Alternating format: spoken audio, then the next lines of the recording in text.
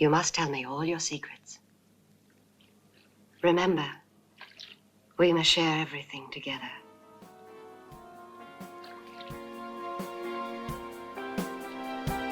Everything.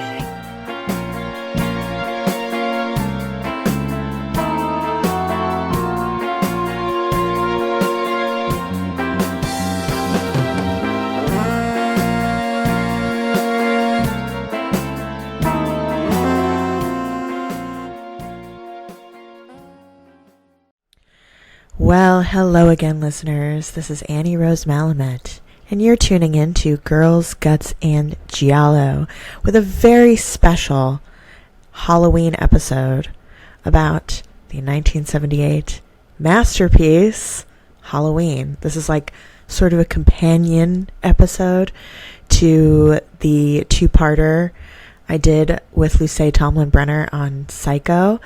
And I'm here today with Morgan Woolsey, who also appeared on a bonus episode for my Patreon about music in horror films. Hi, Morgan. Hello. So, Morgan, can you tell the listeners again a little bit about who you are and what you're all about? Yeah, sure. So I am a lifelong horror and weird movie fan, but I have a PhD in musicology, and my dissertation research was about music and horror films in the 1970s, so that's kind of what we chatted about in the other episode. But I am no longer in academia, and I work as a specialist for an auction house now. It's a really cool job. I said this in the bonus episode, but just in case you didn't know, Morgan worked for the auction house that did the David Lynch auction. So yes, that's really... which was really, really cool and fun, even though we didn't have a ton of time to really spend on all the cool stuff that was in his estate. So we're going to talk about John Carpenter's Halloween today. Long time coming. I can't believe I've been doing this podcast for over 5 years and have not discussed this episode, but I was waiting for you. I was waiting to meet you, the perfect guest. So, Morgan, when was the first time do you remember the first time you saw this movie and what you felt? Yeah, so I was trying to remember, and I actually don't. I think it must have been sometime around like age 13. But I do not remember if I saw it at like a party or if I watched it on my own. The slasher I do remember the first time I saw was Texas Chainsaw Massacre. So I think it was probably after that. But I have to say I was not super into this one the first time I saw it. Yeah. This is one that grew on me over the years. Yeah, I think the first time I saw this, I must have been like 12 or 13. And I think I did love it immediately. And I think this and Carrie were like my two. I mean, but then way before that, Bram Stoker's Dracula. Like these were my kind of like touchstones growing up. And this movie I definitely watched every year and still do. So I've seen it many, many times. And it's another one of those that felt intimidating to cover on the show because it's so famous and there's so much writing about it. But I think that we did a really good job in our notes, kind of like cherry picking some of the theories and history that are relevant for our purposes. So let's get into it. Halloween, 1978, John Carpenter, starring Jamie Lee Curtis and Donald Pleasence. Just what a pair. What a pair. I mean, they're both amazing in this. I watched this like 3 times to prepare, and I watched it with the John Carpenter and Jamie Lee Curtis commentary from Shout Factory, which is very funny because they're just arguing the entire time. And Jamie Lee Curtis is just narrating what's happening in the movie. But this... I mean, there's so much to say. So I'm going to open with a quote from a book that I read to prepare.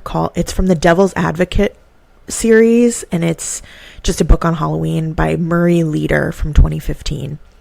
And he says Halloween knows all this, certainly, and is unashamed to go for the cheapest trick in the book, and to remind us why the trick worked to begin with. Halloween's self-consciousness about its place in its genre is signaled by gestures towards the history of horror. It makes numerous references, for instance, to Psycho, clearly exalting Hitchcock's masterpiece as an ur-text from which it is borrowing, and perhaps even positioning itself as Psycho's spiritual sequel. It is also one of the earliest horror films to depict characters watching horror films. So this movie, obviously could not exist without Psycho, and there's so many connections to Psycho. The most obvious one is that Jamie Lee Curtis is Janet Leigh's daughter. Which is so delightful, and then Janet Leigh shows up later in a little cameo in Halloween H2O, which oh my god, I gotta rewatch really, that. Really fun, yeah. I really like H2O. It's great. No shame there. So I want us to operate from the what the original idea for this movie was, which is that Laurie has no connection to Michael. John Carpenter did not originally intend for Laurie to be Michael's sister. That's something that gets thrown in the second movie, which was written by Carpenter, but which he doesn't like. And I just think it would be interesting for us to I think it's more interesting when she's not his sister. And I think it would be fun for us to operate from that point, because it's always taken for granted when people talk about this series that, oh, that's his sister. And like even in the Rob Zombie remake, which we both kind of refuse to acknowledge, like that's the whole thing. Yeah. So I don't know. I think, what do you agree that it's like more kind of enigmatic when? Yeah, absolutely. Yeah. I mean, and just as a brief aside, I did watch the first 8 Halloween movies this weekend. I intended only to watch the first one, but then I got kind of sucked in, and then I rewatched Halloween, the first one, when I got through Resurrection from 2002. But it frustrated me so much that the series really gets stuck on this and yes. like the kind of family connection. So in 4 and 5 and 6, we're like stuck with his niece, and you're just kind of like, what are we doing here? Like the family connection does ultimately, to me, seem way less interesting as a way of connecting these characters versus like, I guess we can talk about our own theories about how they're connected, but just like maybe that she's a babysitter, or any other number of interpretations. So yeah, I'm very much on board with this framing. So Roger Ebert and Siskel, they did an episode back in the day about how much they hated like violence in horror movies, and Roger Ebert kind of picks Halloween out as an exception and says, one of the things a short scene can't show you is that Halloween is directed and acted with a great deal more artistry and craftsmanship than the sleaze bucket movies we've been talking about. But there's another much more important difference. As you watch Halloween, your basic sympathies are always enlisted on the side of the woman, not the killer. The movie develops its women characters as independent, intelligent, spunky, and interesting people. Halloween does not hate women, which I think is fascinating, because this movie is always trotted out as like one of the ultimate examples of how slashers do hate women. Mm-hmm.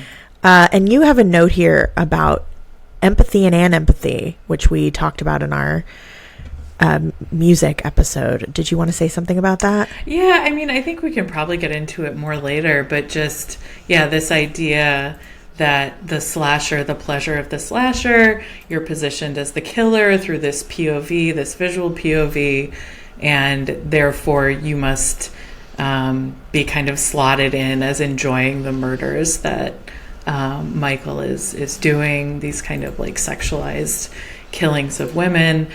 And that the identification is very straightforward in that way, but it's not. And I think, yeah, like them pointing out that the sympathies are being enlisted on the side of the woman is really important, and I think like pretty true throughout the film. So this is largely considered the first slasher movie, but I always thought of Black Christmas as claiming that, but Morgan, you also have like a list of movies that even predate that. Yeah, so like Black Christmas is definitely an early one, but in the process of doing some research for the chapter of my dissertation that I was writing about slashers in the film Cruising, there's a few from 1972 and 1973 that I think are worth mentioning. 1972 is this film Home for the Holidays, which isn't kind of like a full-on slasher, but it is a family melodrama in which members of the family are picked off. And then another Christmas-themed one from 1973, Silent Night, Bloody Night, and a few others, Scream, Bloody Murder, and Torso. And then Texas Chainsaw Massacre kind of at the tail end of 73 into 74. So those are kind of the group that I think of as the American slashers, right? Because we talked a little bit before recording about how the giallo is obviously like a progenitor for these as well. A lot of those revolve around Christmas. I know. I hadn't really thought about it before, but that is interesting. Okay, so Michael Ryan and Douglas Kellner say, there is a contradiction between the explicitly erotic scenes and the puritanical message of many of the movies, talking about slashers. Perhaps they are simply symptoms of a culture which is fascinated with sex, but which still thinks of it in terms of guilt and transgression. And they said that in 1998. And that is like the traditional take on slashers. And I think that is, I think it's just a lot more complicated than that. And yeah, you have a note here about Douglas Kellner. Yeah, so Doug Kellner is a professor at UCLA. I have very fond feelings about him and his teaching. But yeah, that's just kind of the very like straight ahead reading the text of the film.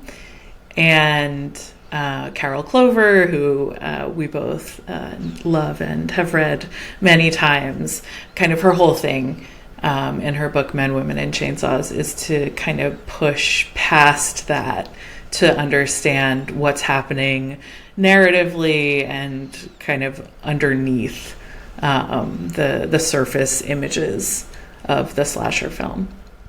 Yeah, and the book Men, Women, and Chainsaws, that's essential. And then there's a chapter called Her Body Himself, which is just like the text of like horror studies. I pulled out my old copy. Yes, I have the same copy. I hate the new cover. I love the old cover. Yeah.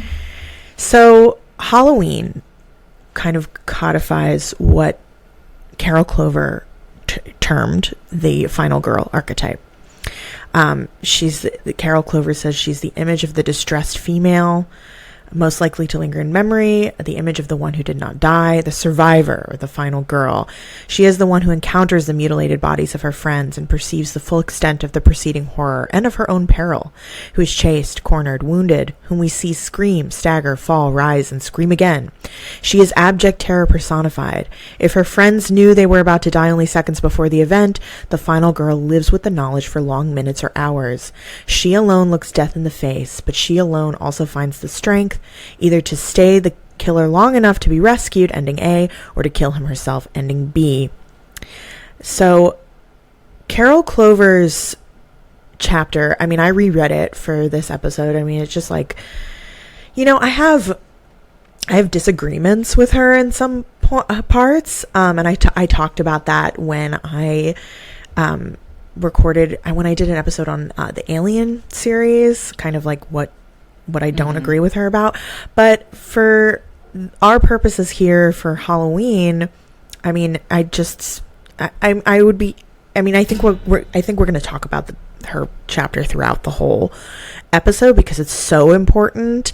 And what is like the main thrust. I feel like you'll be good at sort of summarizing this. What is like the main? Yes, I prepared for this moment. Yes, you knew I would ask you. Okay. What is her thesis here? I mean, I think what she's trying to do is to shift the conversation about slashers from criticism of its apparent sadism and the glorification of violence against women to the ways in which the subgenre is actually destabilizing cultural notions of gender through this like mirrored pair, the final girl and the killer, who she argues both of them are these kind of like gender ambiguous figures that allow for really flexible identification. Yeah, and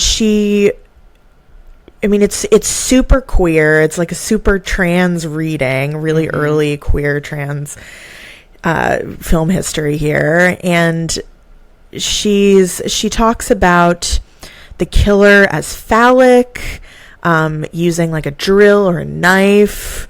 But his masculinity is qualified because he's like virginal, like Michael, or trans-coded, like somebody like Leatherface. And then the final girl is more masculine. So, and this is a great quote from her. She says, "What filmmakers seem to know better than film critics is that gender is less a wall than a permeable membrane." Love that. Yeah. So this movie has been, criticized along with many other slashers as it punishes promiscuous women. I just love this quote from John Carpenter where he says, "I don't want to kill promiscuous girls. I love promiscuous girls." He insists that it is not virginity per se, but unleashed sexual repression that frees and empowers Laurie. He says the critics, completely missed the boat there, I think, because if you turn it around, the one girl who's the most sexually uptight just keeps stabbing this guy with a long knife. She's the most sexually frustrated. She's the one that killed him, not because she's a virgin, but because all that repressed energy starts coming out. She uses all those phallic symbols on the guy. She and the killer have a certain link, sexual repression. So kind of like in the Clover mindset there. Yeah, for sure. He really flips the idea because on the face of it, right, like all of the teenagers that are having sex get murdered. And so it seems to be kind of punishing that, but then, and rewarding the virginity or the kind of, like less bimbo status of the final girl, but actually he's saying no. What she's doing is the same as what the killer is doing, actually. So, Murray Leader also talks about this as in a tradition of urban legends. He says that Michael Myers is not constructed as an individual instance of human pathology. This despite the film's overlay of psychoanalysis, which I will discuss later, which I think is a really interesting angle, which we're going to talk about. He is something more abstract. He is a ghost or one of the implacable murderers from urban legends, or even, as I shall argue later, an inexplicable threat analogous to one of H.P. Lovecraft's cosmic monsters. Yeah, which, I love. I mean, it's hard to pick like a favorite Carpenter film, but I really, really love Prince of Darkness. And I feel like that's the film where John Carpenter really like gets into his cosmic horror kind of like stoner fascination with the great beyond. And so I think it's interesting to position this film in that world as well.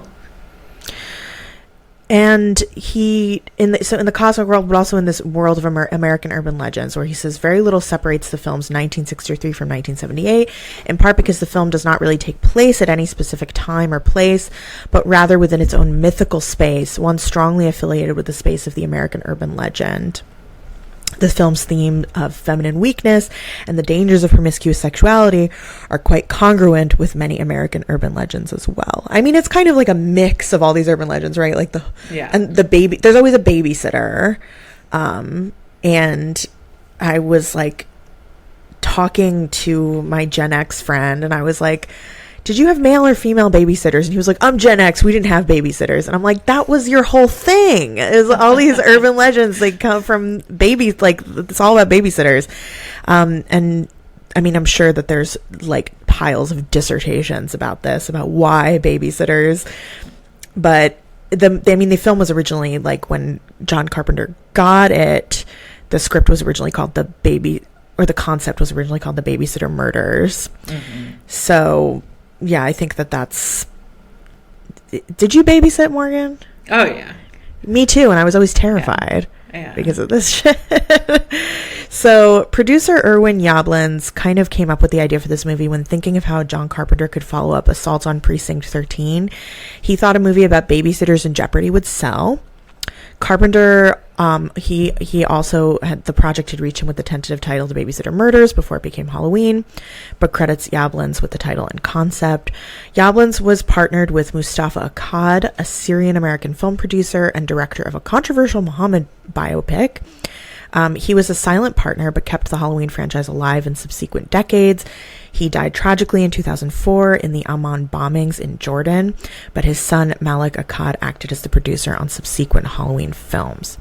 About the Black Christmas connection, on several occasions, Bob Clark, the director of Black Christmas, claimed to have a minor hand in inspiring Halloween. Clark claimed that he was working on a project with Carpenter, which was called Prey, and that Clark was slated to direct. Clark claims that Carpenter was a fan of Black Christmas and asked him if he was going to do a sequel. Clark said he was not interested, but if he did, he'd set it next fall at a sorority house and call it Halloween. But since Clark's death in 2007, Carpenter has been vocal about not liking Black Christmas and saw it as an example of what not to do. Petty King. Carpenter brought Deborah Hill, his script supervisor on Assault and his romantic partner at the time, onto Halloween as a producer and co-writer, and her contribution is huge. The film setting is named after Haddonfield, New Jersey, where she grew up, and she also wrote the dialogue between Laurie, Annie, and Linda, which has this very authentic ring to it. So she focused more on like the everyday, the relationship between the girls, and Carpenter's writing focused more on Dr. Loomis and Michael Myers, and she kind of anchors it in the everyday while Carpenter pitches it into the cosmic, which tracks obviously in later films. So Jamie Lee Curtis was only 18 when she was cast in this film. It was perfect because she was the daughter of Janet Leigh and Tony Curtis, and this really sets up the film as a predecessor to Psycho. There's other connections to Psycho, like John Gavin, who plays Sam Loomis in Psycho, and Donald Pleasance is Dr. Loomis in Halloween. And then weirdly, the girl that plays Annie is named, the actor's name is Nancy Loomis. Oh, right, yeah. And Christopher Lee and Peter Cushing both declined the part of Loomis. Which I didn't know. That's like a wild thing to consider, what that film would have been like with one of those people in that role. Right. I mean, it's kind of like all the same genre of man. It totally is. Yeah. They're all so different. Like, yeah. I think I love Loomis. I love Loomis so much because he's just so like pissed off the whole time. Like, yeah. So it took 21 days to shoot, and it was shot mostly in South Pasadena. Famously, Michael's mask, and we're going to talk about the mask as a symbol, was a Captain Kirk mask that they painted white. Everybody knows that. You don't even need to listen to this podcast. Like, everybody who's a horror fan knows that. Carpenter composed and recorded the score in 2 days. Carpenter is the son of composer and music professor Howard Ralph Carpenter. The music is influenced by Psycho, The Exorcist, and Dario Argento films, but it's got its own thing going on, which we will talk about. So Yablans sold the overseas rights at the Milan Film Festival and then decided to open it discreetly at a lone theater in Kansas City where it broke records. There was a Chicago release, which also led to positive reviews from Siskel and Ebert, and it was pretty praised, but Pauline Kael hated it. She called it childish. But what did she like? I mean, love her, but you know, not much, and especially not much in the 70s. Right, exactly. Halloween was Well, this is interesting for our purposes as like former academics. Halloween was also well positioned to benefit from a new wave of academic interest in the horror film. In the 1960s and 70s, the youthful field of film studies was aggressively establishing itself on North American campuses, and throughout the 70s became more interested in the study of film genre. If the Western, cinema's or at least Hollywood's genre of genres, was perhaps the first cinematic genre to receive concerted study, horror would be second.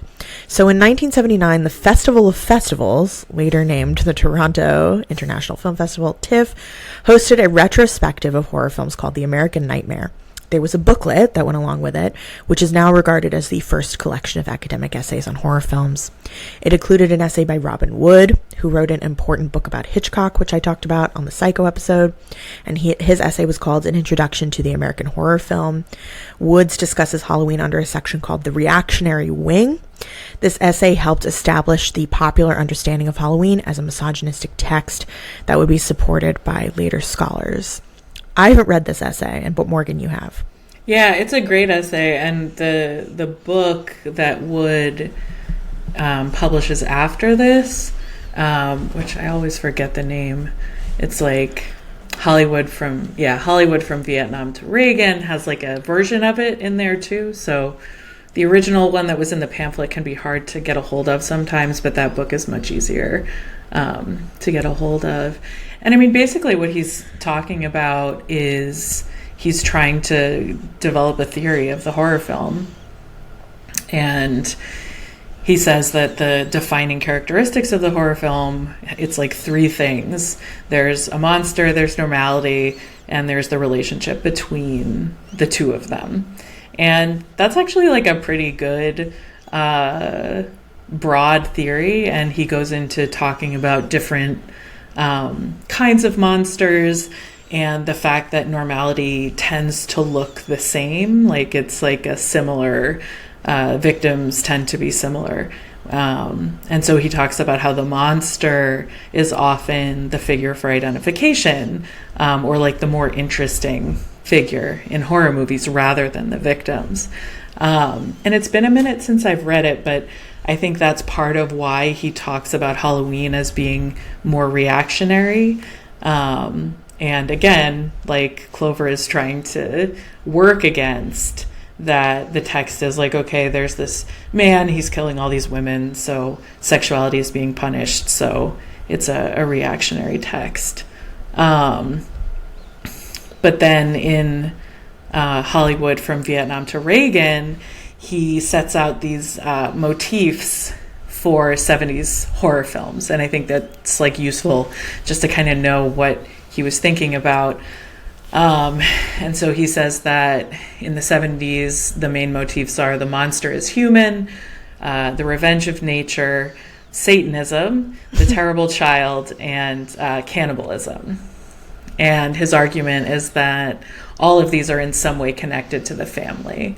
So he's trying to kind of understand like what each of these subgenres or what each of these motifs has to say about the family. And obviously for us, it's mostly monster is human, right? That's like what the slasher is. Yeah, I'm really excited to weave all of these texts throughout. So let's get into a scene-by-scene analysis. We start immediate theme music. Yeah. And John Carpenter says the theme is in 5/4, and he says 5/4 is nuts. You know, where it does end and what's going on, you can't find the start and stop of it. It's off. So Morgan, I wanted to ask you, as someone who actually understands music, why does it work? Why does this theme work? Yeah, I mean, there are like lots of things about this theme that make it kind of special and different, but also a continuation of things that have come before it. But I just like kind of in the 70s, we get this shift towards music that is more stripped down than a kind of, traditional Hollywood orchestral score. And so we have these films that are moving towards sounds that have less emotional baggage, I guess, is a way to think about it. And so this very like sparse, minimal music, which we can hear in something like The Exorcist, became kind of emblematic of this genre, and the score for Halloween is definitely a huge part of that. So what he did when he was composing this score, basically he worked with a professor at San Jose State, Dan Wyman, who helped him program various synthesizers to create like the sounds that he wanted. And then he just recorded a bunch of little snippets, little cues. And so it was not a traditional scoring process. He was not like watching the film and like writing music to go along with particular parts. He just created like some distilled horror soundtrack sounding things and then just plugged them in into the film later. And so what that does is it gives us this feeling that things are kind of like relentless and static. Like the music doesn't change, right? We just get the same thing over and over again in different scenarios. But that theme, 5/4, I think a lot of people associate that time signature with like the Mission Impossible theme song, or that was probably like the main cultural touchstone for that time signature before this movie. And it's just very repetitive, right? Like, and that creates a sense of urgency.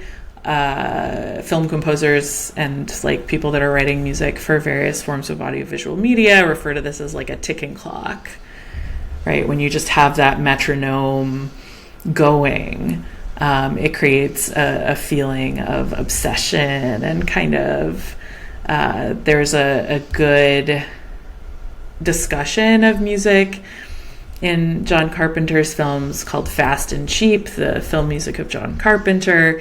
And there's a good quote that I can just read from that. These features give the film an obsessive, ruthless grit. This is the music of the murderer, Michael Myers, cold, impersonal, and relentless, with an incessant semi-quaver pedal note constantly driving the music forward. And that's just describing the pace of the music. And they also talk about how the music kind of sounds cheap, right? That it's been put together very quickly. There's not a lot of finesse to it. And that adds to this feeling as well. And it's a fun score, I think, because every cue is such a cliche. Like there's nothing kind of unsubtle about any of it. And so it's the placement of it that really makes it work. And so, we can talk about this more when we do our scene by scenes, but yeah, like you basically just have this like very repetitive kind of minimalist music, that is very much at odds with a regular horror score. Yeah, and it's still so scary. Like it's still so effective. And a leader says like it's dominated by this rhythmic ostinato that continually sequences through a number of minor chords, which destabilizes any sense of tonal certainty. There's also an important part of this credit sequence is jack-o'-lantern, which they repeat in every Halloween movie. I think that this really sets up Halloween as a symbol and a theme, which is something that we'll discuss throughout. Far-right Christian personalities like Pat Robertson were attacking Halloween during the late 1970s and 1980s. Leader says Halloween is a space of danger, and that danger is precisely located in children dressing up and trying on different identities, which makes me feel like there's a direct through line from this to the current trans panic. Mm-hmm. Like this idea of people being able to change who they are is like very scary to the far right. There's also stranger danger panic as well that's taking hold at this time.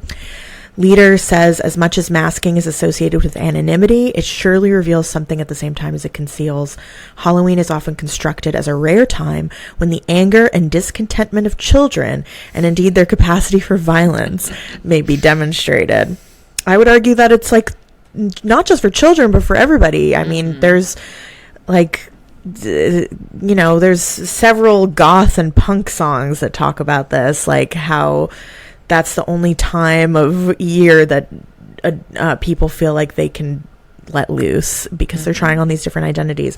The power of the mask, the power of the costume is so potent.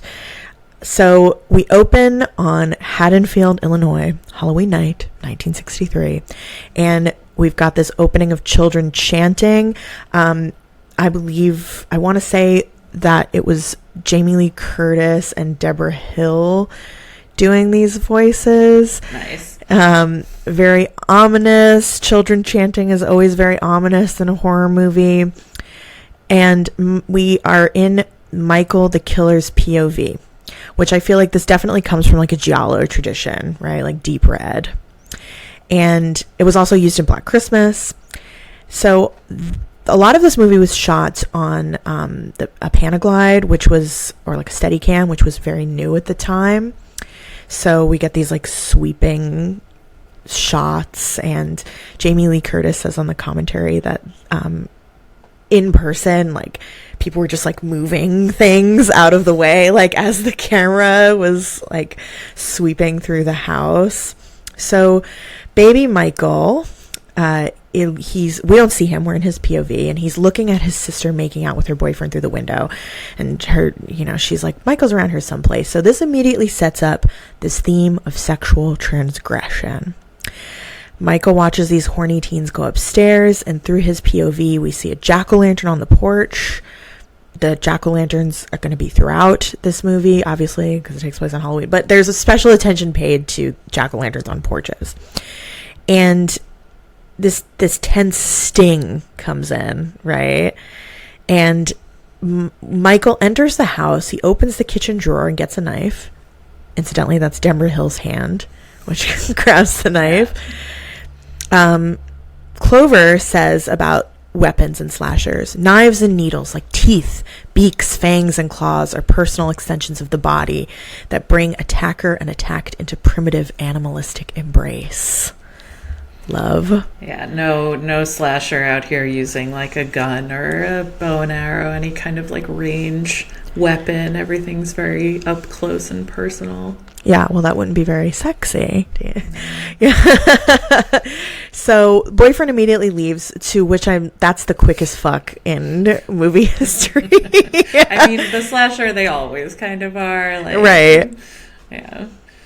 Jamie Lee Curtis on the commentary was like, that was the quickest shtup ever. So Michael goes upstairs as this clock chimes, and Judy, his sister, is humming happily. Michael picks up this discarded clown mask on the floor and puts it on. So suddenly the POV that we're in has these mask holes. And he sees Judy at her vanity, topless, brushing her hair. There's some incest going on there. Yeah, like primal scene, like all kinds of, like classic psychoanalytic sexual trauma stuff. Right. And I talk about the primal scene a lot on this podcast, but that's like a Freudian theory of the first trauma that a child has is like seeing their parents have sex. So the sister, it's also been posited in some scholarship that the sister is like a mother surrogate. Yeah, and the babysitter, right? The babysitter's a mother surrogate. Totally. So she says his name. She's like, Michael. And then he stabs her to death. And in the commentary, John Carpenter says, blood on the breasts, which is nice. Which I agree with him. I mean, Clover says kind of about these incest implications. Just as Norman Bates's edible psychosis is such that only female victims will do, so Michael's sexual anger towards his sister drives him to kill her, and after her, a string of sister surrogates. Michael leaves the house as a car pulls up. His parents gets out of the car, and his dad takes off his mask, and suddenly we are outside his POV and back in this typical cinematic gaze. And we see Michael, who's just like an innocent-looking blonde boy in a clown costume, holding a bloody knife, looking traumatized. Yeah, and that moment is really interesting, and like I hope we can return to it later when we're talking about some of the more like abstract cosmic horror elements and like Dr. Loomis's completely caricatured understanding of Michael, because you know he says all the time how evil Michael is, and since he was a little kid and all of that, but here he really does look like just a kid, just a kid, and upset, and there's like a lot of emotion I think in that shot, and especially since it's like kind of the first more static shot, like we get to like actually look at him, and I think it like slowly zooms out, but yeah, it's a totally different moment. Yeah, it slowly zooms out and we see the whole house. That was a crane shot. And I also think that it's important that he's a clown.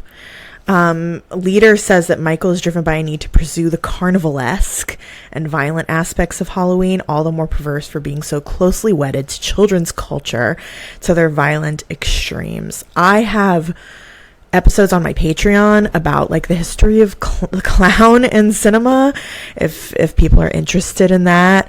But yeah, I mean, just this idea of like the anepathy, right, of the contrast of the clown with like the horrific events, and you know the clown has so been appropriated in horror, most recently with like the interminable Terrifier series. Oh God, someone needs to make it stop. Make it stop. And I think, I don't know, I feel like that's important that he's a clown. Oh yeah, totally. And then in the later movies, his niece is a clown. Like, oh my God, they won't let that go. But yeah, absolutely. Like the clown is like historically the figure that destabilizes the everyday. And, you know, you can kind of be different than you are. And the clown is the figure that represents that, right? Absolutely. I love how you put that, destabilizing the everyday. So now we're in Smiths Grove, Illinois, October 30th, 1978, a dark and stormy night. A car comes around the bend as lightning cracks, and this is the first time we see Donald Pleasance as Dr. Loomis. John Carpenter was scared of Donald Pleasance, which I thought was really funny. And he's driving with a nurse. Well, the nurse is driving. He's in the passenger seat. The nurse is played by Nancy Stevens, and asks if she's ever done anything like this before. And she's like, I'm fine with it, except when they start raving. So, you know, they're talking about insane asylum stuff. And Loomis tells her she's got nothing to worry about because he hasn't spoken in over 15 years. He also says to not underestimate it. And the nurse is like, let's say him, maybe? And he's like, if you say so. Yeah.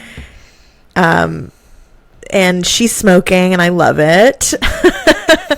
And you said that in your note, the nurses are like the second best thing about this franchise. It's so true. Yeah. Well, again, it's like all these like feminine mommy archetypes, right? Like the babysitter, the nurse, like these are the women that populate this world.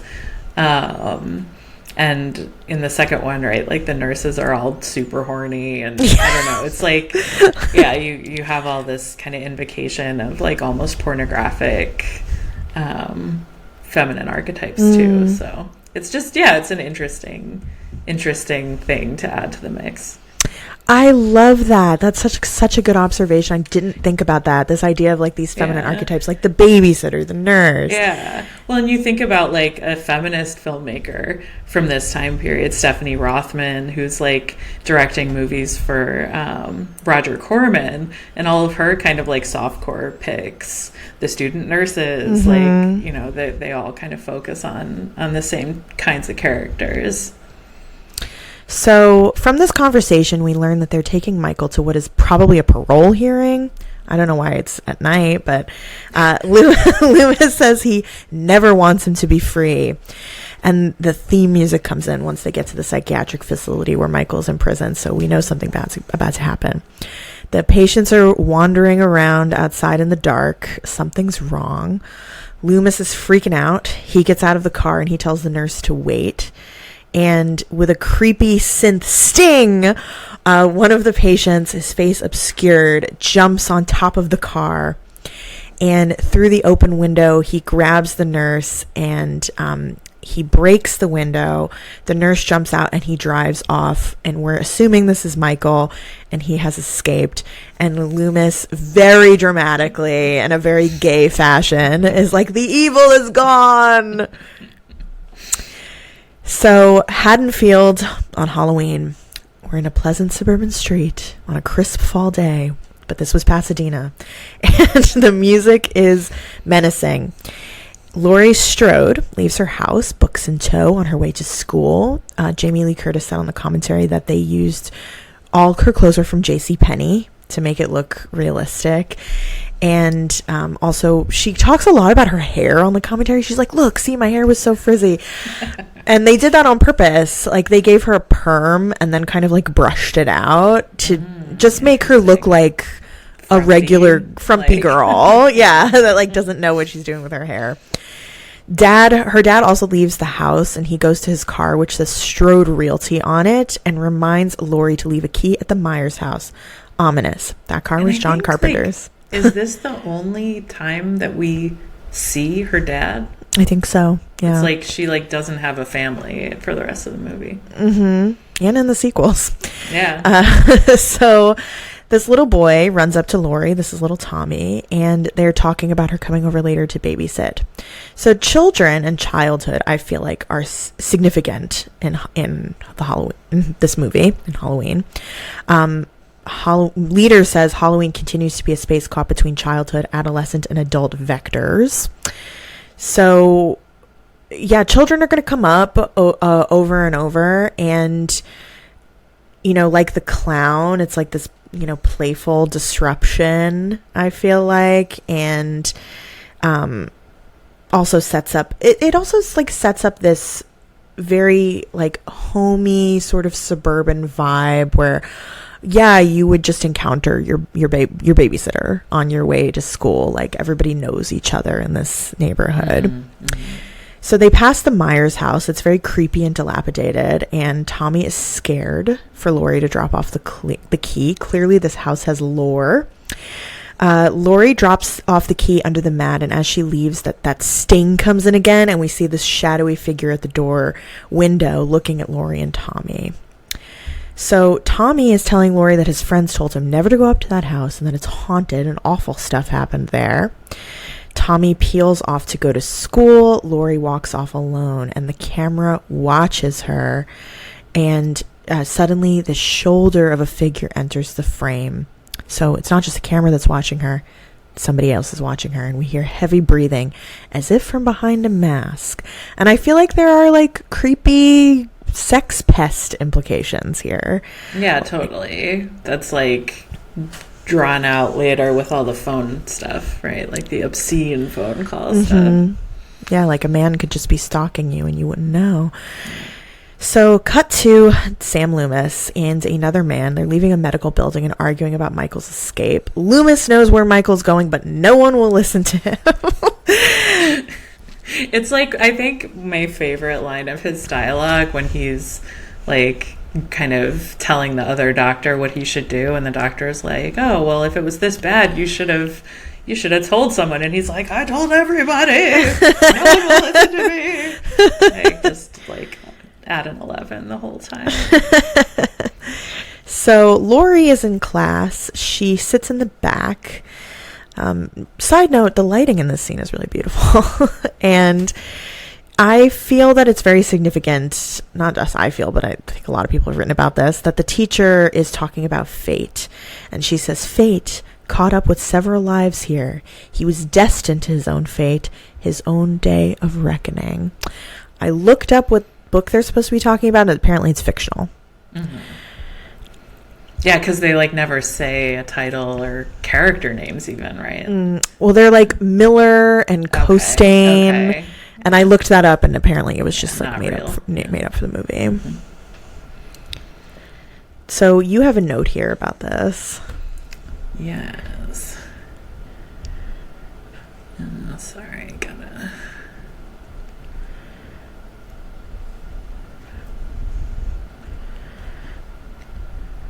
It's not letting me open it. Oh, it just says something about YA. Oh, yeah. I don't know. Maybe you can like cut this part out if it's not like part of the cohesive thing. But I think like this scene in particular does feel a little YA to me. Like it sets Laurie apart as special, as kind of, you know, obviously they're talking about fate in a book, but that's echoing what's going to happen to her, right? And so this like further, I think, like underscores that she is the person that the audience is ultimately going to be identifying with. You know, she's the only one that's noticing this creepy guy, right? Like she looks outside and she sees him standing there behind the car in his like mask. So yeah, like I just kind of felt like this centered her. And then of course this scene, I think about the later film It Follows, right? There's like a very similar scene in that. Yeah, this idea, I mean, this movie is so much about, I mean, this is kind of what we're saying about like John Carpenter pitching it into the cosmic. Like it's so much about fate and like inescapable fate and like the nature of evil. So, like you said, Laurie looks outside the classroom window and she sees a figure across the street standing behind a car wearing a scary white mask. We will talk about this mask shortly. The teacher calls on her, snapping her out of her creepy trance, and when she looks out the window again, the figure is gone. Elementary school, where Tommy attends, is being let out. The children flee in costumes. Halloween is really beautifully threaded throughout the film. Like, it's not like Trick or Treat where it's like, like it's just like really like threaded very organically throughout. Tommy is holding a big pumpkin as other boys bully him and tell him the boogeyman is going to get him, and poor Tommy trips and falls and smashes his pumpkin. Yeah. And which also feels symbolic, as one of the bullies runs away, we see from a child's height, so that the face is not visible, a man in like a work coverall grabs the bully by the shoulders, and the theme music comes in, alerting us that this is our guy, Michael Myers. There's heavy breathing underneath the mask. The bully runs away. Tommy is walking across the schoolyard, and Michael is following him behind the fence. Michael gets in his stolen car, still following and watching Tommy as he drives down the street. And this is just the ultimate stranger danger. This is what everybody was afraid of in the 80s. And he drives off, leaving Tommy be for now.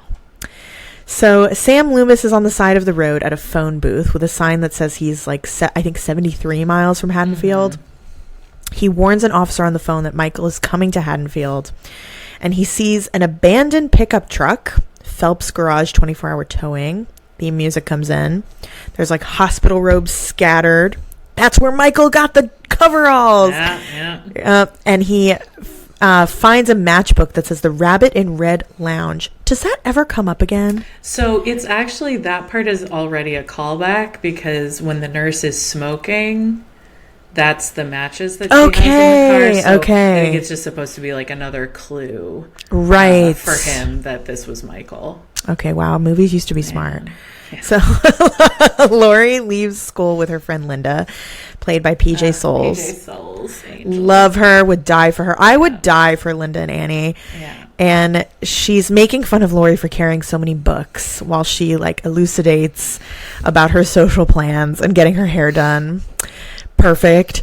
So again, there's this contrast between these two girls. Laurie is bookish. Linda is a frivolous slut. Yeah, bimbo, yeah. Yeah. And Clover makes a lot of this. She talks about the idea of the final girl as the Girl Scout, the bookworm, the mechanic, unlike her girlfriends and Marion Crane, who's like the first, Marion Crane is victim, and then she talks about Lila Crane as like the final girl.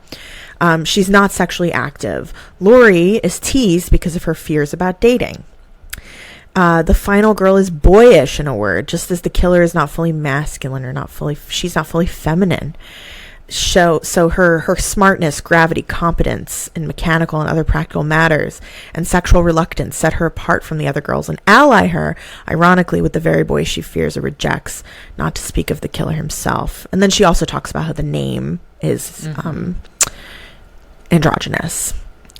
Jamie Lee said she was enthralled by Annie and Linda. I mean, you couldn't not be. So Linda lights up a joint, and their friend Annie, Nancy Loomis at the time, joins them talking about her boyfriend and how he pulled her into the locker room to tell her he's grounded for throwing eggs and soaping windows and he can't come over tonight. And she's also smoking the joint, with Laurie declines. And I have here a note about the importance and symbolism of weed. And I think that's so. A while ago, I did a weed exploitation marathon on my Patreon, and I talked about there's this book called Bold, Shocking, and True, which is about early exploitation films. And I mean, just the idea of like marijuana as in film as a symbol of like sexual promiscuousness is really old at this point. I was wondering if there was you a had really anything to say. there was a really fun screening at the Hammer a little while ago, maybe last month, the month before, that was the kind of psychedelic episodes of Dragnet. And these were the kind of like weed panic episodes. And I was really struck by the tone of them. They were so serious and kind of, the idea that weed is a gateway drug and that leads directly to heroin, basically.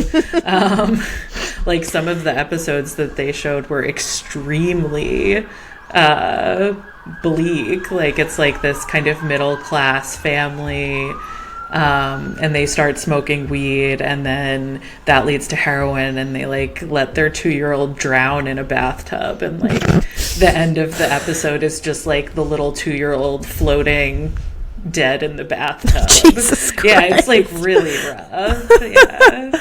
Yeah, and it's also like weed is also used in film. First of all, there's like heavy racial implications. The history of marijuana in this country has like long been associated with African American culture and jazz, and it's gonna take it's all the good white girls are gonna smoke weed and become prostitutes. So it's and I of course it's the 70s, so like people are smoking weed, but I just feel like it sets up Laurie as like the good girl, right? So Laurie stops and realizes she's forgotten her chemistry book. The theme music comes in as we see Michael's stolen car come around the bend, Linda chirping in the background about how she always forgets all her books. So Michael drives by staring at the girls in his mask, super important. Alexandra Heller Nicholas has a book about masks and horror that I've talked about a lot.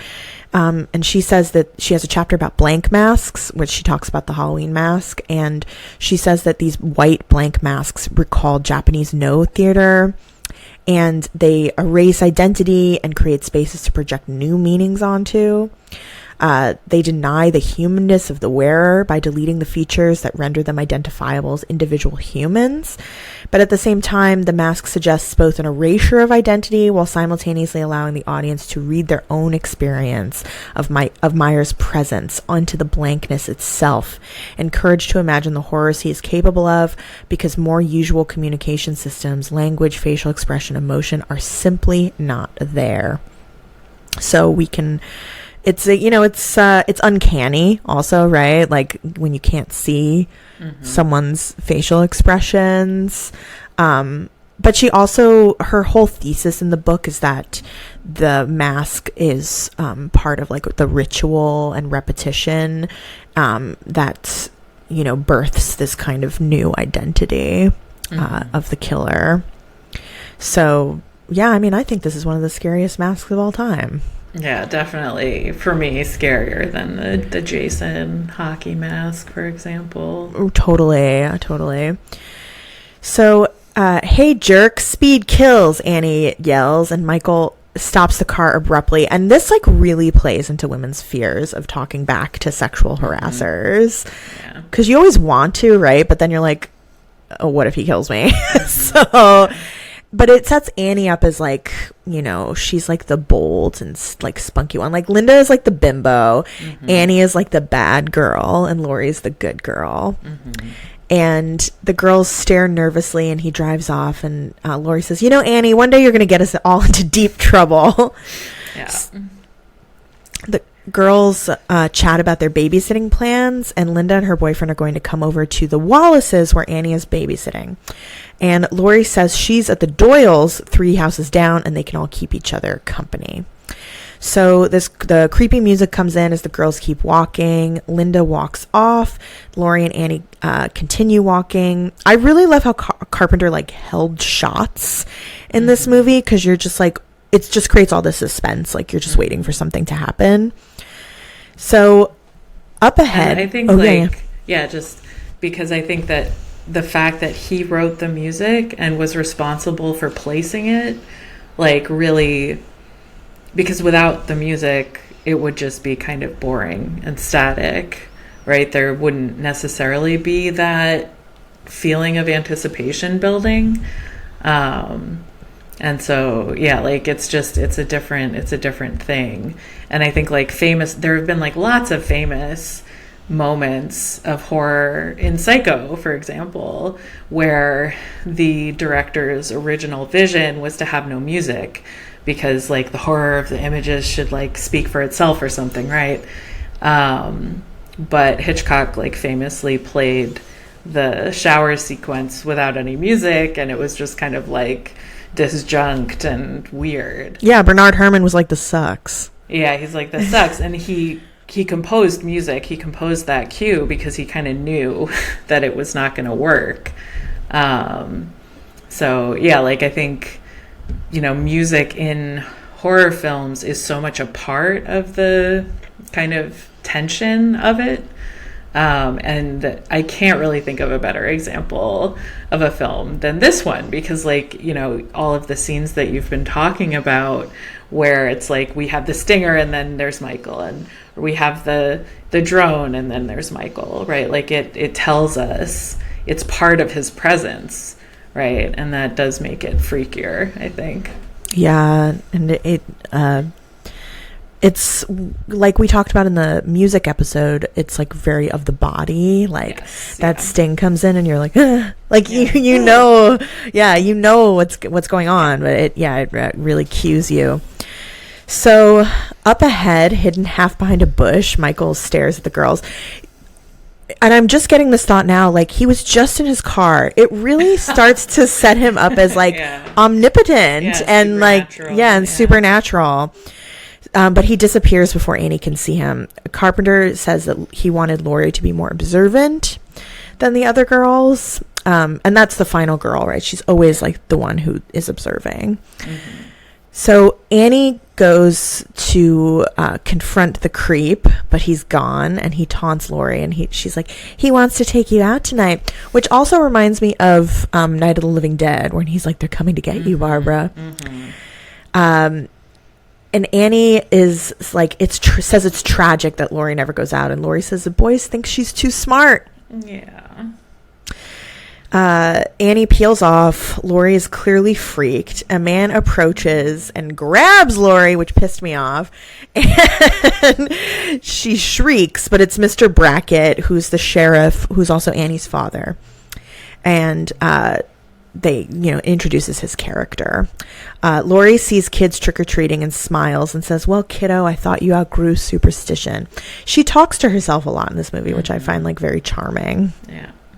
So she comes home, and there's this she's in her room, and I wanted to shout out Luce because she pointed this out to me. I completely missed it. There's this James Ensor poster, and James Ensor was an artist, and there's he did a lot of paintings that are kind of have like a Memento Mori vibe, and there's masks, and it's a self-portrait with a flower hat, and I don't know, what do you make of this painting? Yeah, I noticed that too. I mean, I'm just wondering, because he was kind of like a surrealist, right?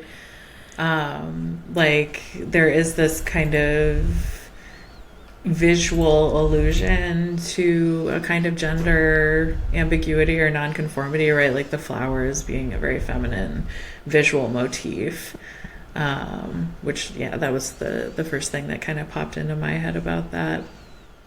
So Luce said to me in text, she said, there's a lot more one could read into it about Laurie being prepared to face death and not succumb to it, as dance macabre pieces like Ensor's traditionally are about acknowledgement and the ability to confront it head on and not ignore or hide from it.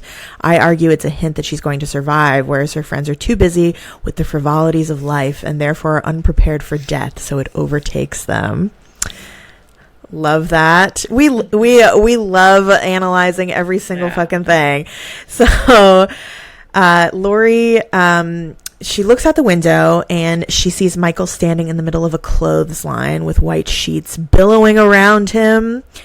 And as soon as he appears, he is gone. Again, very supernatural.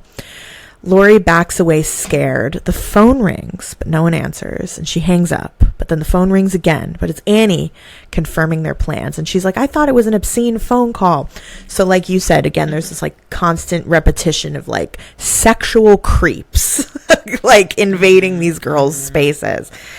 Yeah. Laurie lays on her bed talking to herself, like telling herself to calm down.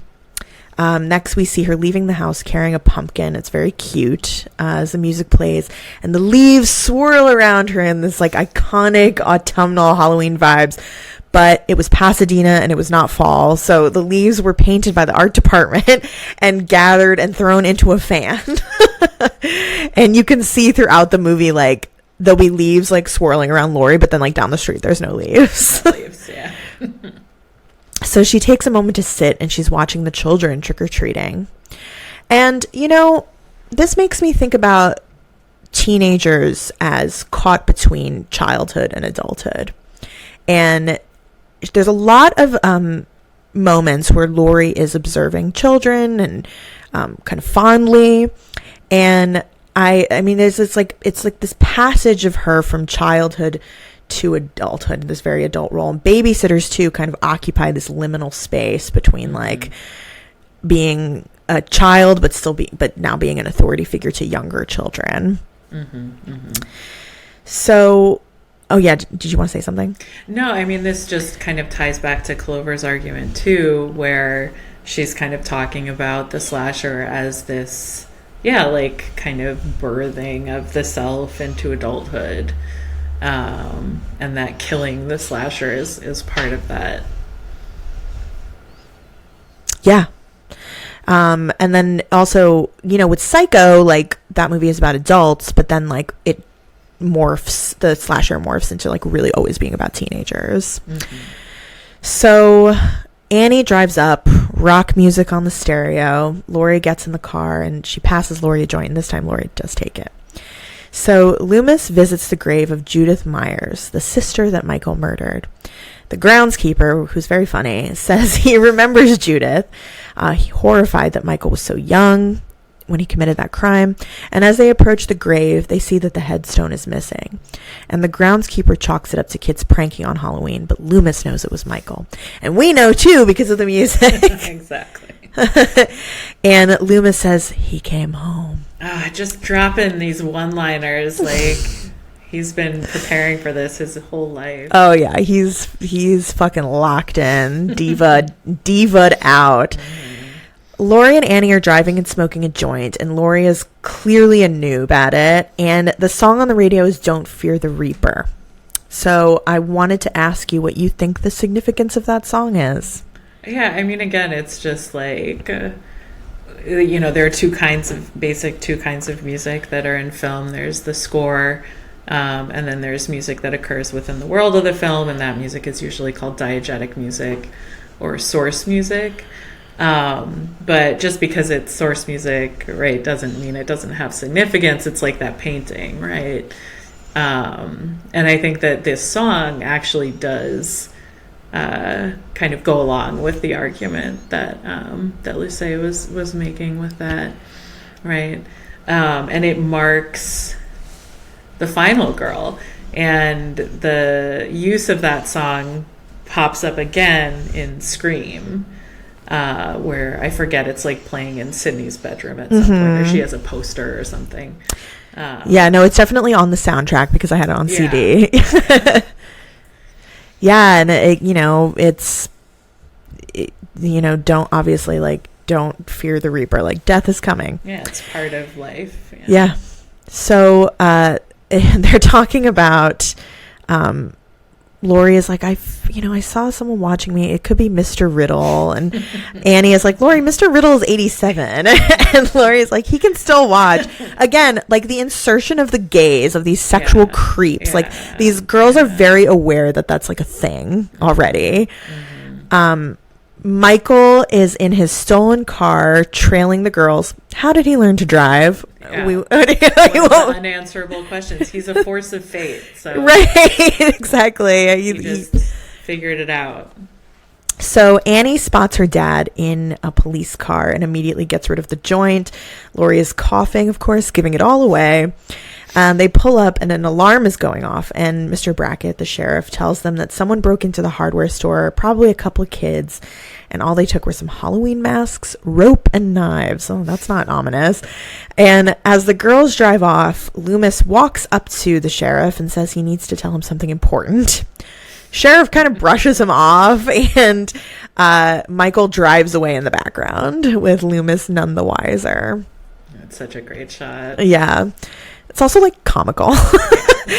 Laurie and Annie are talking about the dance. There's more exposition about how shy and nerdy Laurie is, and she has a crush on Ben Tramer. And it's shot from the back seat, which was not common at the time. And also, like, we both just watched the Halloween movies, so I was in Halloween 2 when poor Ben Tramer gets just obliterated, like smashed between two cars and then immediately burst into flames. Yes. Like, it's a rough ending for Ben Tramer. Poor Ben Tramer. So we never get to see him. We never meet him. Yeah.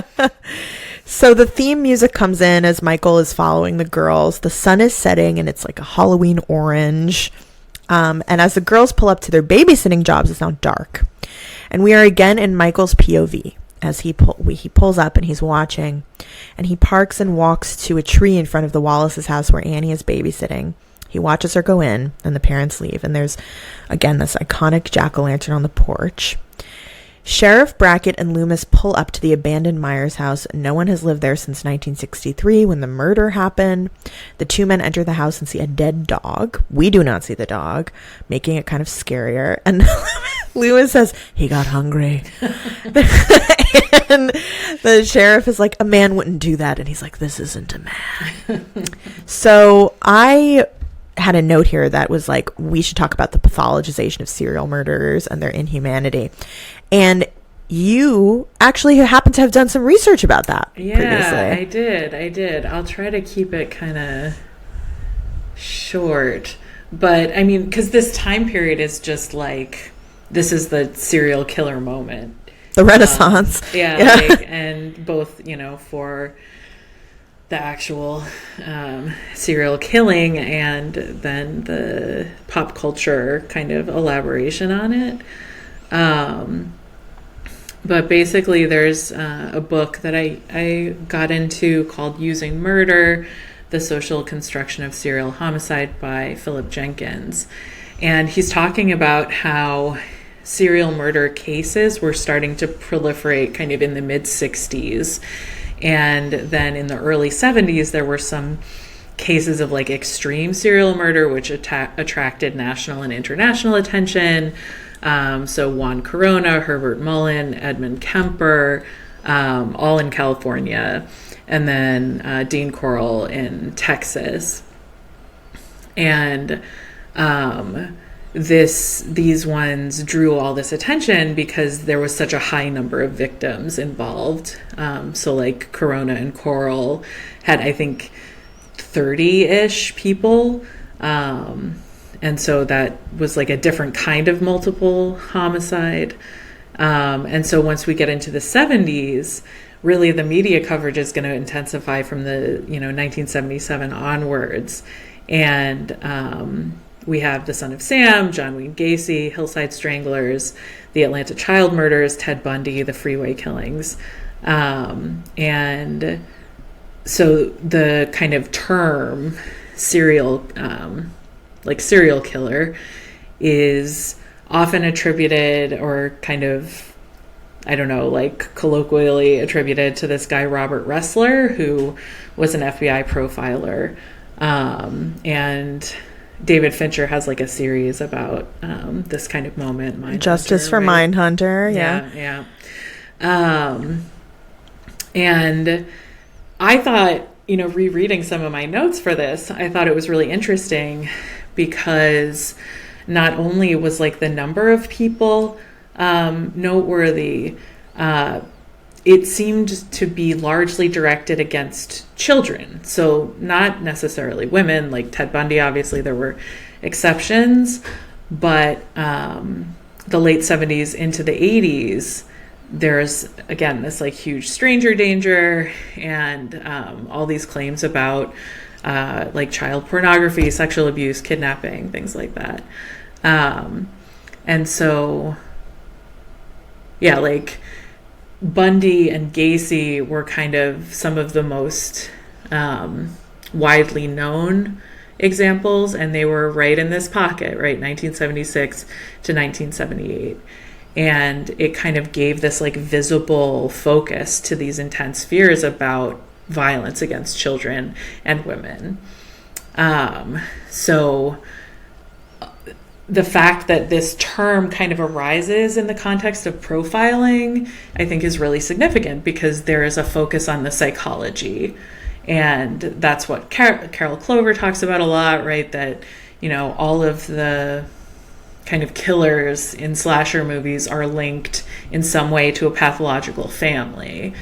And Michael Myers both fits and doesn't fit into this because he is linked to a family, but the pathology of that family is never really explored. And so we're left with kind of this, like, awe, I guess, at Michael as this kind of monstrous figure, right, who has no humanity whatsoever. And so, yeah, Loomis is his doctor, but he's basically just like, I would have put him in the electric chair when he was 6. Like, this kid is bad news, like yeah. So I think it's just like an interesting kind of combination of a lot of the stuff that was going on at the time. Totally. So they go upstairs to further explore, and Carol Clover, I mean, this is such an important part of her chapter, this idea of the terrible place, which is like, it's the place where the terrible things happened that they always return to in the slasher movie. And this is also something that is set up by Psycho, and it's kind of like this horrible womb that all the twisting dark tunnels and yeah. So Loomis points out where Judith was murdered, and he gets scared because something knocks the window and shatters it. What is that thing? I have no freaking clue. Like, at first I was like, is it a gutter that fell off the side of the house? But it looks kind of metallic. I don't know. Maybe someone can help us out on that.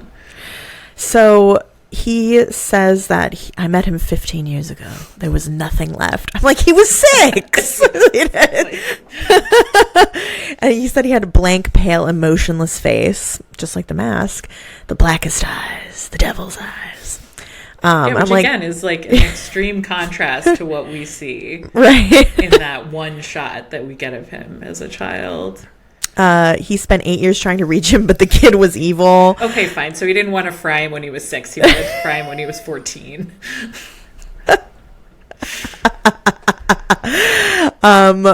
It's so funny, but like I guess like you said in your notes, like for better or worse, this is what inspired the zombie remakes. Like how does this happen? I famously Which I think just misses the point. It misses the point. You know? It's not the point. It's just like how the idea of Laurie being as the sister. It's not the point. Like it's so much scarier when it's just random violence. Mm-hmm. Laurie is babysitting Tommy, reading King Arthur to him. And Tommy doesn't, I'm sure that has some significance, but I really don't know anything about like Arthurian legend. So Tommy doesn't like it. And he shows Laurie his new interest, which is superhero comics.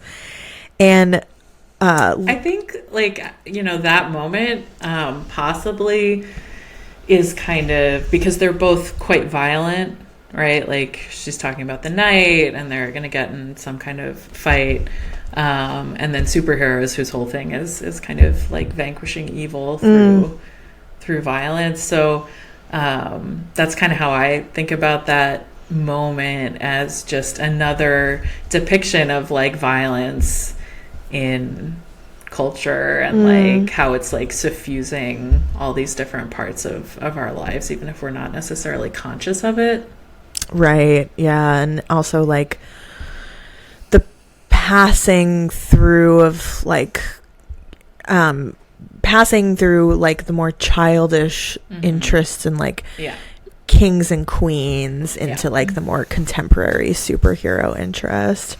Yeah, and then like a light speed shift into just like witnessing real horrifying violence. Right. So poor Tommy, traumatized for life.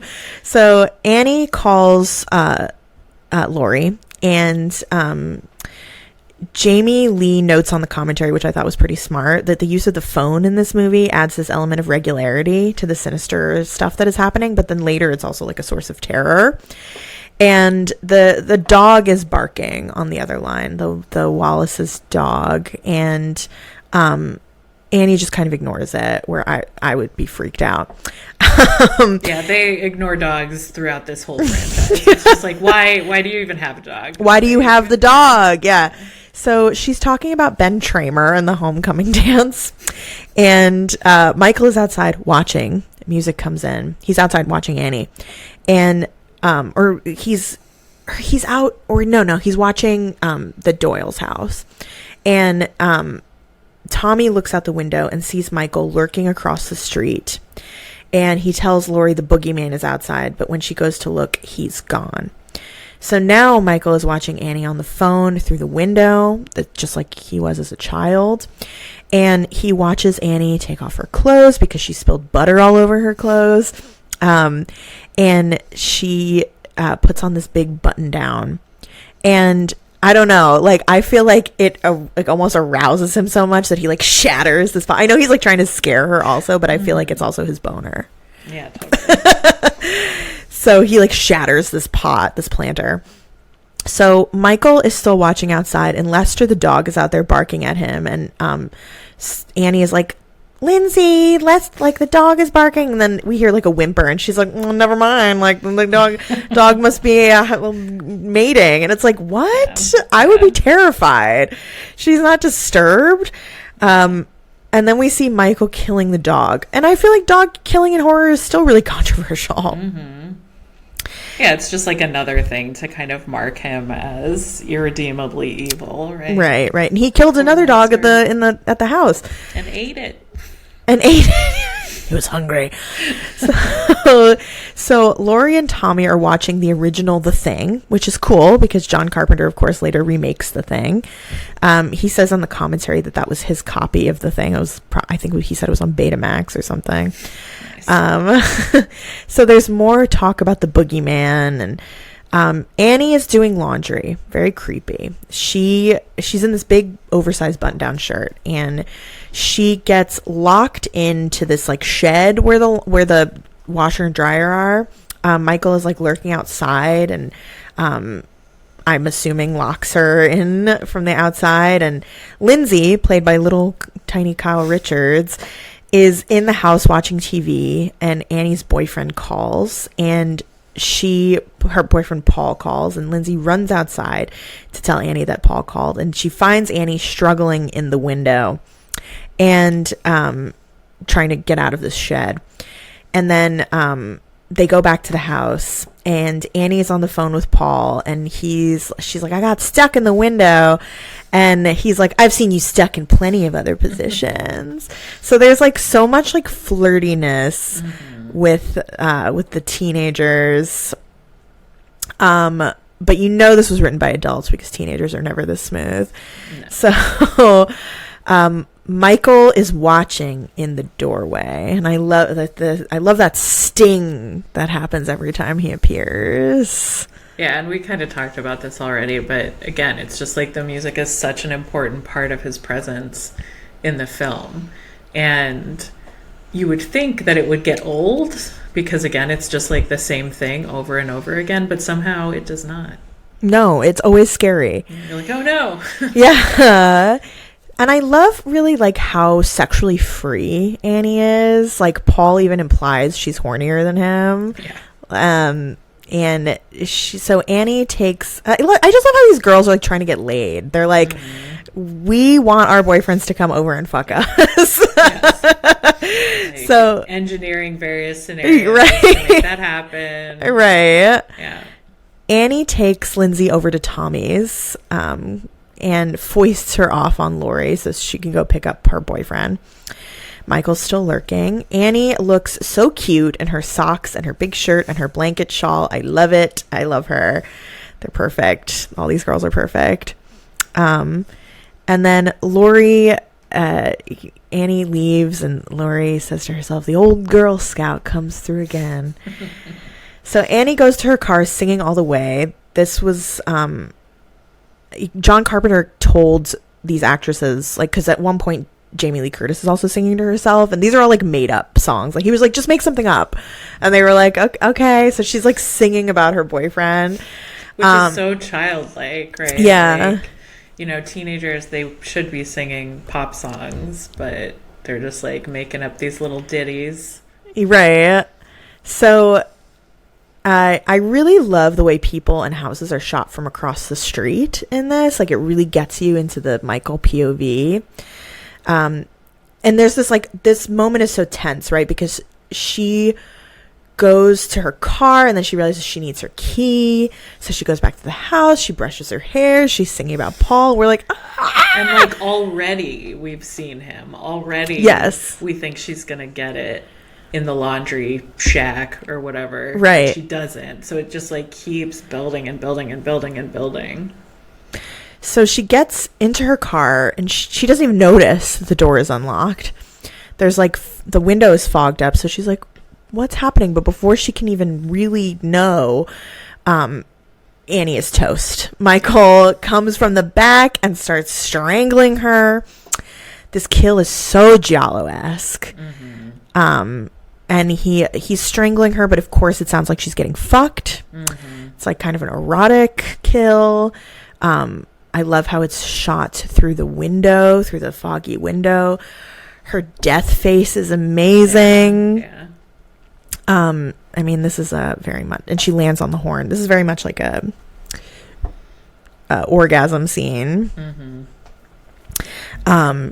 And Carol Clover says, even in films in which males and females are killed in roughly even numbers, the lingering images are of the latter. The death of a male is nearly always swift. Even if the victim grasps what is happening to him, he has no time to react or register terror. He is dispatched and the camera moves on.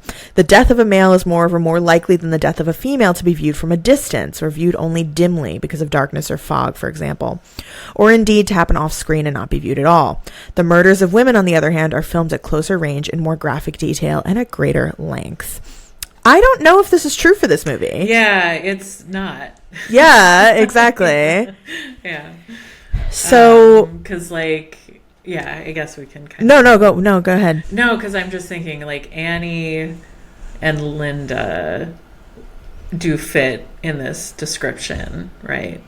But the boy death, right, Bob, is like pretty lingering. And it's homoerotic. It's extremely homoerotic. And it is dark, but it's like very up close. Yeah. So, yeah. So Tommy and Lindsay are watching Forbidden Planet. I thought it was Fantastic Planet. I got confused. And Tommy hides behind the curtain to scare Lindsay, but he gets scared because he sees Michael carrying Annie's body to the Wallace house, which you say is like the robot it's carrying like a visual, it's like a total visual echo of Robbie the robot carrying Anne Francis. So again, like you just get this constant kind of back and forth between the boogeyman, Michael Myers, and like all of these other like scary things that exist in pop culture. I feel like also Frankenstein. It's totally. It's got that in there too. Yeah. So Tommy flips out and Laurie insists there's no boogeyman. Yeah, see, at this point I would be like scared. I would be like, what is this kid seeing? Yeah. And like especially she's been seeing a weird figure all day. Like, come on. Totally. So Lindsay says, I believe you, Tommy, which is very cute. And Laurie like kind of sighs and looks to the heavens. Children solidarity. Right. Loomis watches Tommy's bullies because he's still at the Myers house, like staking it out.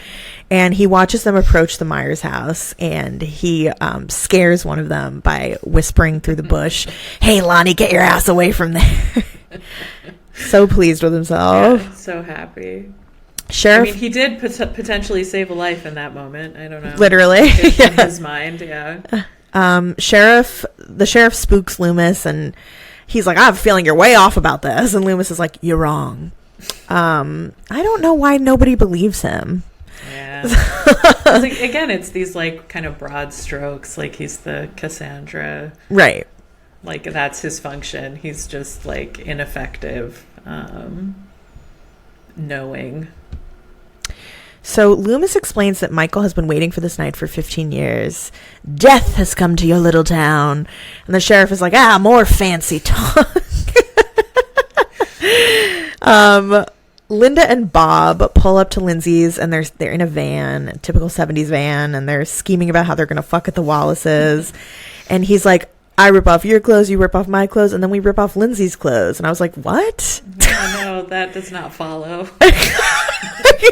Let's pump the brakes, Bob. Right. What the fuck? They go into the house and it's all dark and they're like, what the hell? And they start hooking up. And the music comes in, alerting us that Michael is watching. And lo and behold, he is watching, lurking right there in plain sight.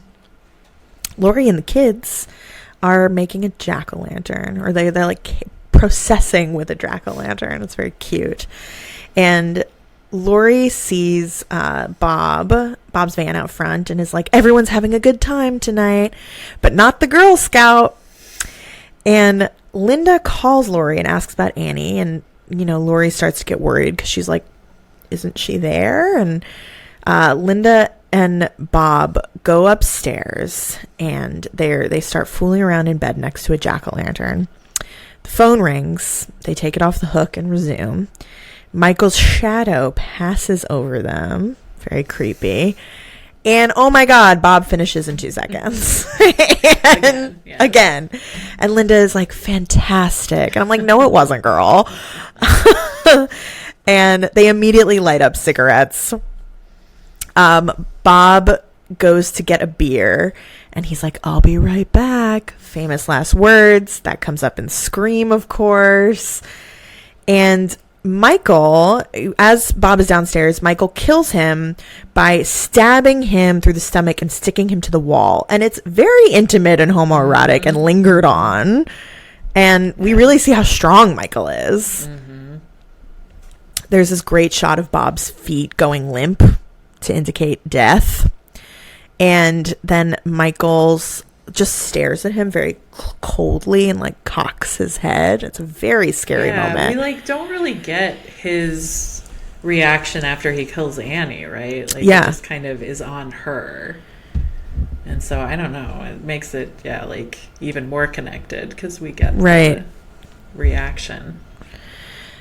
This scene is, I think, one of the greatest in the movie. So good. Michael appears in the doorway of the bedroom with a sheet over him, like a ghost, with Bob's glasses on over the sheet. And Linda obviously thinks Bob is like being playful, and she's like filing her nails, and she like flashes her tits at him. And Deborah Hill came up with this scene. She wrote this scene. Linda she's like, oh, whatever, you're being, she like writes it off. And he's just standing there in the sheet. And Linda goes to call Lori, and Lori picks up. And then Michael attacks Linda, and Lori hears her being killed on the other line, but it sounds like she's fucking. Yeah. And Lori thinks it's Annie being a jerk. And she's like, I heard you're chewing. Now I have to hear your squealing. Yeah. And she's like, I'll kill you if this is a joke. And Michael puts the phone to his ear to hear Lori's voice. This is all very psychosexual, right? Like the murders are very sexual, like the women sounding like they're like getting fucked as they're being killed. I also feel like that's like very Freudian primal scene where like the idea of the child hearing the mother understanding, thinking that the mother is being hurt. Lori calls back and there's no answer. So she goes upstairs and sees that the kids are asleep in Tommy's bed, and she says, sleep tight, kids. She's so sweet. Yeah. Loomis is still outside the Myers house, but the music comes in when he sees the car that Michael stole.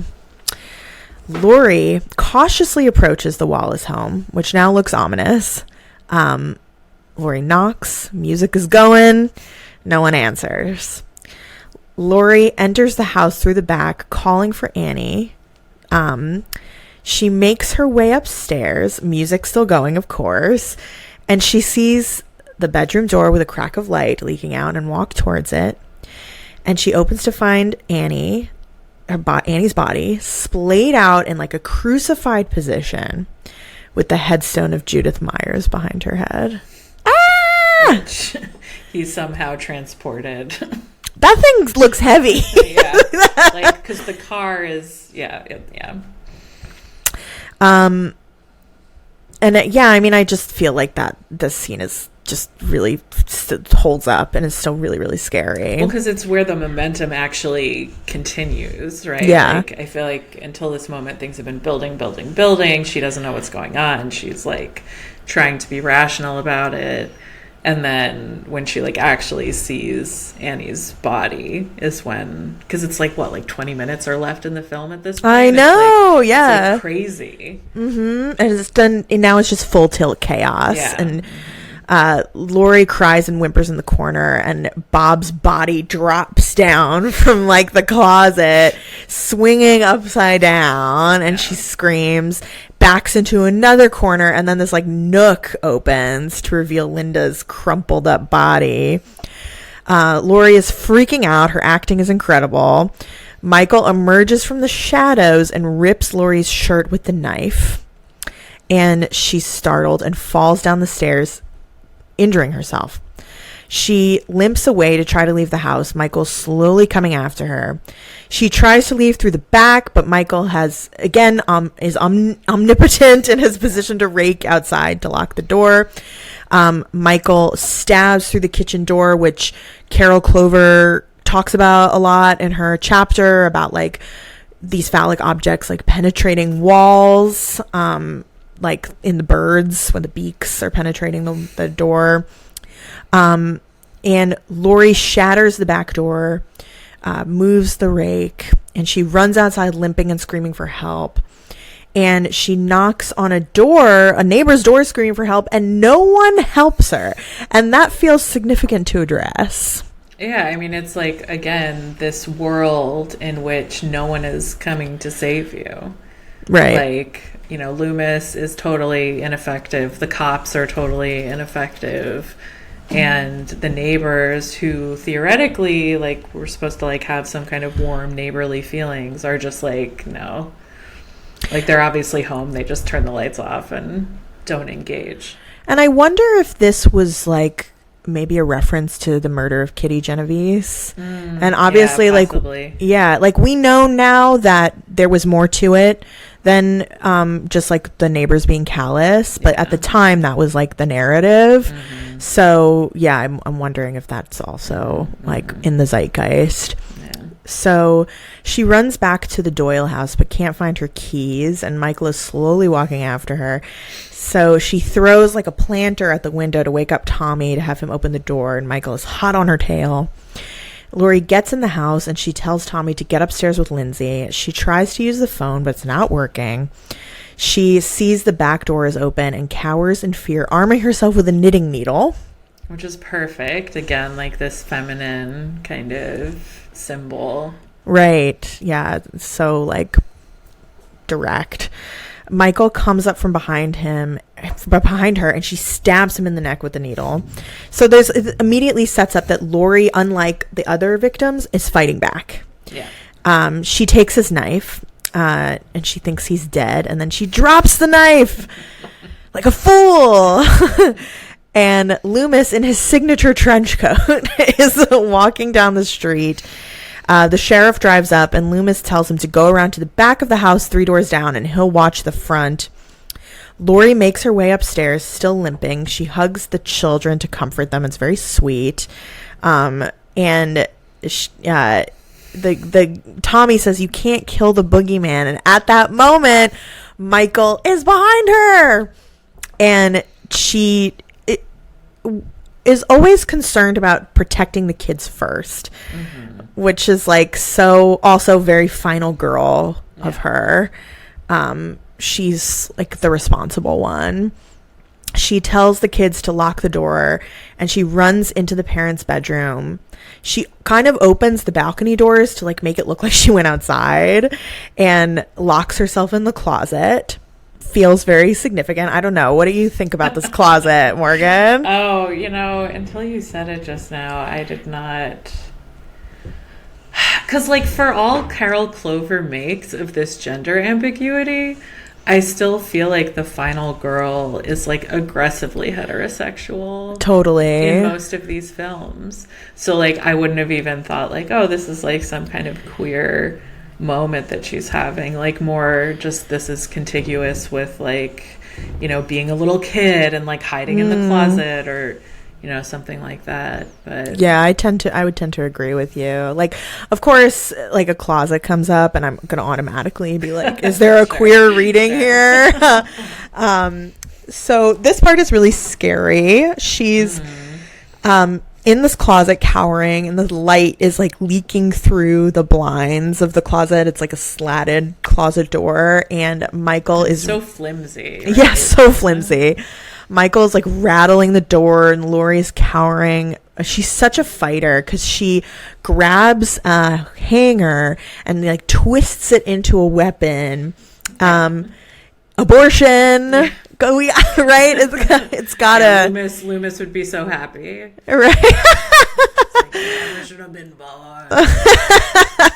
I mean, and also like abortion is a huge theme in Black Christmas. Like this is in the zeitgeist at the time. And another very feminine weapon. So Michael like busts out the closet door and she stabs him in the eye with a hanger. She leaves the closet. She picks up the knife. He drops his knife and she grabs it and stabs him in the chest. And then she leaves the closet holding the knife.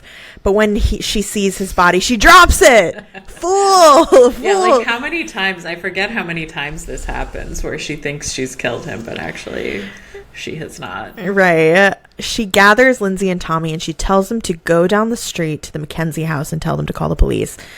Lori is sitting against a doorframe, exhausted, and Michael pops up behind her. He's ready to go. Oh. And Tommy and Lindsay run outside screaming, and like Loomis sees them, and that's when he knows to go into that house. Poor Lori doesn't know Michael is awake behind her. He lumbers towards her and grabs her from behind, but again, she's a fighter. She's fighting him off. Loomis comes up the stairs at exactly the right moment, and Lori pulls off his mask. Very important. And my note here is just castration? Question mark. Yeah, I mean, this is like it all is culmination of Clover's chapter here. You know, she says the final girl enacts in the present and successfully the parenticidal struggle that the killer himself enacted unsuccessfully in his own past, a past that constitutes the film's backstory. She is what the killer once was. He is what she could become should she fail in her battle for sexual selfhood. And then I'll have a final quote here from Clover.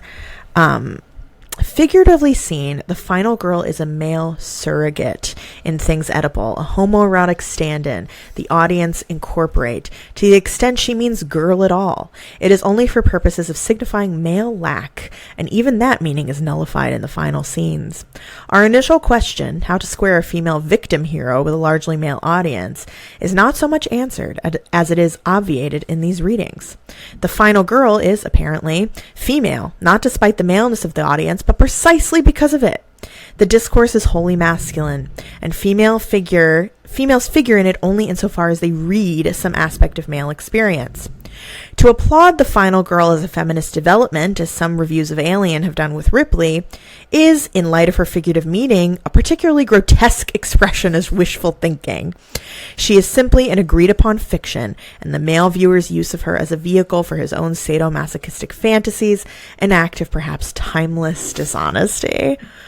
Air horn! I mean, like, I, you know, like... 80s feminism. Right.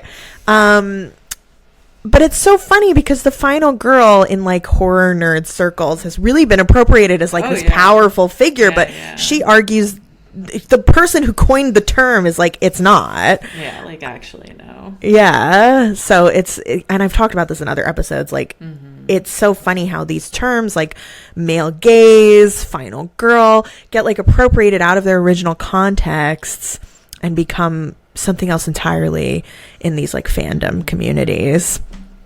Well, So and I think like the appropriation of this term, or just kind of the popularization of this term, is a response to her, right? Like she's grappling in like 1987, I think is when she published the first longer article that would become this chapter in the book, and she's trying to figure it out.